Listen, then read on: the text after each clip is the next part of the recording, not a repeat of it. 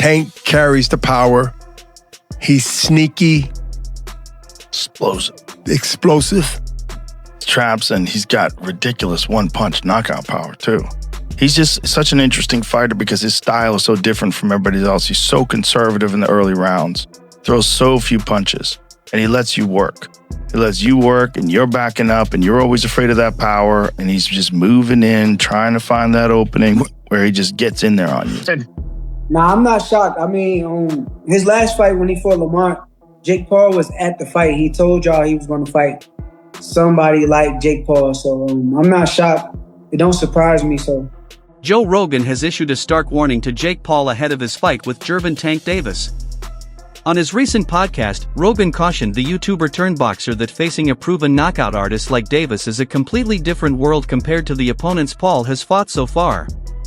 While Rogan acknowledged Jake's dedication to improving his boxing skills, he warned that Tank's speed, power, and ring IQ could quickly expose Paul's weaknesses.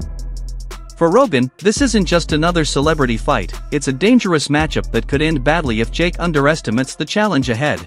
Boxing has gone too far. Jake Paul is taking on Gervonta Tank Davis in an exhibition bout this November. The fight will be taking place in Atlanta between the cruiserweight and the 135-pounder, nearly 100-pound difference between the two guys. This is absolutely insane. Let me know what you guys think about this in the comments down below.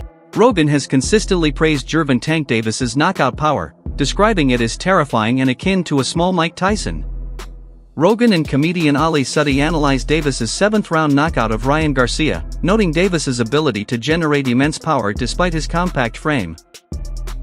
Rogan remarked, "It's crazy that nothing special about the way he looks physically," highlighting Davis's deceptive strength. He also emphasized Davis's aggressive fighting style, which adds to his intimidating presence in the ring. I am a Gervonta fan. I think that guy's so unusual. Yeah. His style's so unusual, and his patience. Yes. Yeah. The Leo Santa Cruz fight was really something for me because Leo Santa Cruz is a technician. He's great, Mexican style, but he's also a technician. And that fight was very close before Tank stopped him. Yeah. But he has that power that can end it. Well, he finds these openings and he sees them, but he doesn't go after them right away. He waits for the right time. He's so patient. Right. Like when you watch the early rounds of his fights, he's like at a world champions that are competing today at the highest level. He probably has the lowest punch count in the early rounds. Yeah. Because he just wait, but he also knows he's got that nuclear option that if he can fucking crack you, most likely he's going to take you out. He's got massive confidence in that. I like watching someone who's exceptional at it. Where it's just like the technique is so dialed in. Yeah. There's guys that like Gervonta Davis is like that. Their technique's so dialed in that when you watch them uncork, it's like, oh my God, the efficiency of it. And so I was just a giant fan of the guy. I just loved as a person who really enjoyed technique. I like watching someone who's exceptional at it. Rogan believes he isn't ready to fight professional boxers like Tank Davis. However, he has given Jake Paul plenty of credit for his success inside the boxing ring. Rogan described Paul's maneuvering in a celebrity-driven sport as genius, acknowledging that Paul is a legitimate boxer earning big paydays while demonstrating genuine boxing skills.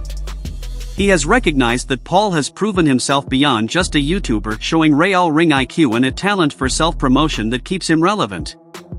At the same time, Rogan remains realistic about the spectacle surrounding Paul's fights. But is this Logan Paul, is he a legitimate boxer? A legitimate boxer, yes. People mocked me when I was saying that before, but now I think people are coming around. And the way I look at it, I say, if this kid was not a YouTuber, if he wasn't some guy that you knew from the time he was 16 years old on YouTube, and you just saw him box, and you saw him knock out former UFC champions, you saw him beat legitimate boxers, or beat athletes, and beat a bunch of MMA fighters, you'd go, this kid can fucking fight. He knows how to fight. Nothing he's doing looks wrong. He's not sticking his head straight up in the air and winging punches with his eyes closed. He's fighting well. He looks good. And if he was just an up-and-coming boxer that was this exciting, highly promotable, really good at selling fights, you'd be like, this kid's the future. He's really something special. If Jake Paul wasn't Jake Paul, if he wasn't this YouTube guy, he was just a boxer, and you see a boxer knock out the former UFC welterweight champion, not just the former, but one of the best ever, knock him out with one punch like that. You'd be like, oh man, have you seen this Jake Paul dude coming up? He's fucking for real. Because nothing about watching him fight, to me, screams like he's in over his head. Nothing. He looks like a real boxer. The fight's intrigue largely stems from the fighter's physical contrast. Paul, standing 6 feet 1 inch and weighing around 199 pounds, competes in the cruiserweight division. In contrast, Davis, who stands at 5'5" 1/2 inch and typically weighs about 135 pounds, is a WBA lightweight champion. This 60 pounds weight difference has raised questions about the fairness and safety of the matchup. Despite concerns, both fighters have agreed to the exhibition, with Paul reportedly dropping to 195 pounds to make the fight more competitive. Jake Paul versus Gervonta Davis is official. A lightweight takes on a heavyweight, a bit insane, a big size difference, but also a speed difference. I want to talk about this fight, my picks and predictions for how it's going to play out, and basically just let's run it. So the only combat sports fight I can think of off the top of my head that was similar in the size disparity is Buckley versus Visabayev. Now look at these guys. Buckley is 5'6", I believe 5'7". Visabayev is 6'5". It just looks ridiculous. And Jake Paul, it says 6'1", but I think he's more like 6'2". He's a big fucking dude. 76-inch reach. Well, Gervonta's only 5'5", with a 9-inch reach disadvantage on Jake Paul. 9-inch reach. You're having a laugh, bud. But she's not all about size, boys. As Buckley showed against Visabayev, speed is a factor, and these little guys can move. Buckley actually won this fight on points. A lot of jabs to the body, jab to the body, overhand right, on repeat. Rinse and repeat, use your speed, get out of range. When you're in range, you're hitting the body, hitting up top. When you're out of range, you're just moving around, keeping the big man moving. And I do see this going a similar way. Now, I'm not a Jake Paul hater by any means. I actually think he's pretty decent. But just the size difference, I mean, he weighs almost 100 pounds more than Gervonta. I mean, he is going to be a lot slower. And Jake isn't the most explosive and the quickest guy. I mean, like I said, I'm no Jake Paul hater. I actually think he's pretty good. He's got power, a lot of power, but he's just not that quick. And Gervonta is very fucking quick. Now, there is no way in the world Gervonta Davis finishes Jake Paul. You cannot pay me enough on that pick. But Gervonta Davis on points, I think is basically signed, sealed, delivered. It's going to be jab to the body, move, jab to the body and move. And jab to the body again and move. That's all it's going to be. So if you're paying for this fight, I mean, I think it's on Netflix, so most of us should be locked and loaded. But if you're going to any way to pay for this one, don't even bother. It's going to be boring as fuck. It's going to be Gervonta jabbing the body and Jake Paul missing overhands. That's what this fight's going to be. And it's going to be, I don't know, it's going to be 120 to 100 in favor of the little man. 5'5", 63-inch reach, Gervonta Tank Davis. For Davis, the risks are more reputational than physical. A loss to Paul, who has a 12-1 record and less professional boxing experience, could tarnish Davis's standing among purists and fans. Conversely, Paul stands to gain significant exposure and credibility by defeating an undefeated champion like Davis. Not everyone believes this fight belongs in professional boxing. Critics, including fellow boxer Ryan Garcia, have expressed skepticism about the matchup's legitimacy, comparing it to a scripted wrestling event rather than a true boxing contest. Garcia mocked the idea of Davis bulking up to nearly 195 pounds, calling it delusional, and warned that boxing is drifting away from competition and toward popularity-driven spectacles. Despite the controversy, the fight is expected to draw major attention, streamed live worldwide on Netflix. The prevailing trend is favoring popularity over merit, prioritizing money fights over genuine competition. And Rogan warns that boxing's integrity is being eroded day by day. I think Davis is more to lose because he's the bona fide world champion. I don't care if he's much smaller. I think Jake Paul has sort of plateaued as far as where his boxing is concerned. It's rather low level. Yeah. He's big, he's physical, he's strong, he can hit. So there is that risk. Davis, at lightweight, you're in a moment where it's too physical for you. You can clinch.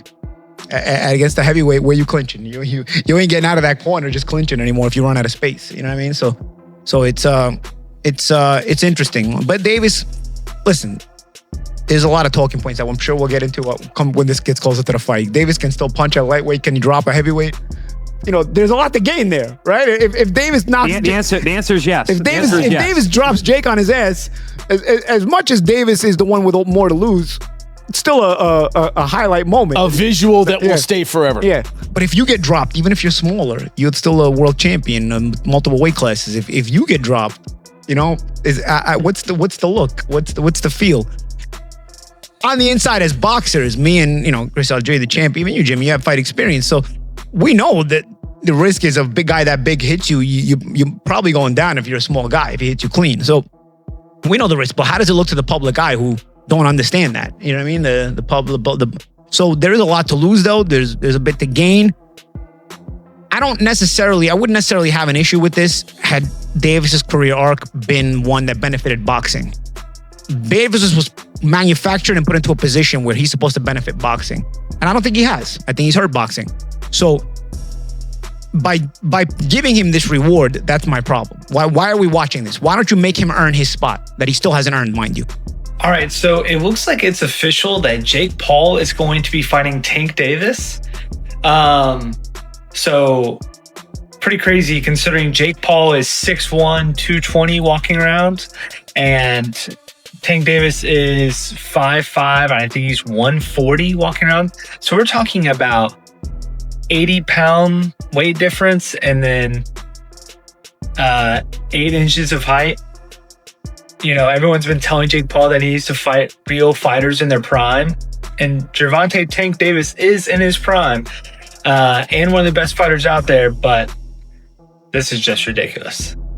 Joe Rogan himself has questioned Paul's decision-making outside this fight, noting his delay of a bout with Anthony Joshua until 2026. Rogan expressed skepticism and joked, "I think he put on all the steroids since. Any delay feels odd when both fighters are reportedly ready to compete now." He finds the postponement puzzling and suggests it may hint at underlying motives rather than genuine preparation. Despite Paul's size advantage, many boxing experts still predict Davis will deliver the knockout. Former world champ Sean Porter boldly predicts a KO win for Tank, saying, "I'm betting on Tank." You'd be surprised. Analyst consensus echoes that Davis's speed, elite boxing IQ, and knockout power could compensate for the physical mismatch.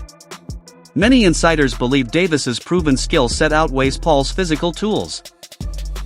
Some critics weigh in, arguing that this fight undermines the sport's integrity, while others acknowledge its high promotional and financial value.